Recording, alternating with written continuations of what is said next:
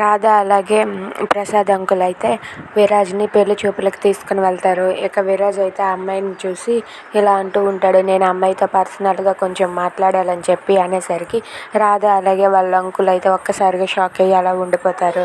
ఇక వాళ్ళైతే అమ్మాయిని అలాగే విరాజ్ని రూమ్లోనికి పంపిస్తారు. రూమ్లోకి పంపించాక విరాజ్ అక్కడ మందు బాటిల్ తీసి ఇందులో మీరు సోడా కలుపుకుంటారా లేదా ఇలానే తాగేస్తారా అని చెప్పి అంటే, నాకు అలవాటు లేదని చెప్పి ఆ అమ్మాయి అంటూ ఉంటుంది. కనీసం ఈ సిగరెట్ అయినా అలవాటు ఉందా అని చెప్పి తన ముందే సిగరెట్ తాగుతూ ఉంటాడు. అది చూసి ఆ అమ్మాయి అయితే చాలా చిరాకు పడుతూ విసుక్కుంటూ ఉంటుంది. ఇక విరాజ్ ఆ అమ్మాయిని బయటకు తీసుకుని వచ్చి వాళ్ళ నాన్నతో ఇలా అంటూ ఉంటాడు, డాడీ నాకు ఈ అమ్మాయి అన్ని విధాలుగా బాగా నచ్చింది, ఆ అమ్మాయికి ఇష్టమైతే చెప్పండి, వెంటనే పెళ్లి ముహూర్తం పెట్టించుకుందామని చెప్పి అంటూ ఉంటాడు. దాంతో ఆ అమ్మాయి అయితే నాకు కూడా అబ్బాయి అంటే చాలా ఇష్టం అని చెప్పి అంటుంది. అది విన్న విరాజ్ ఒక్కసారిగా షాక్ అయ్యి వాళ్ళ నాన్న మీద పడిపోయి అలా ఉండిపోతాడు. అది విని ప్రసాదరావు అలాగే రాధ అయితే చాలా సంతోషిస్తూ ఉంటారు.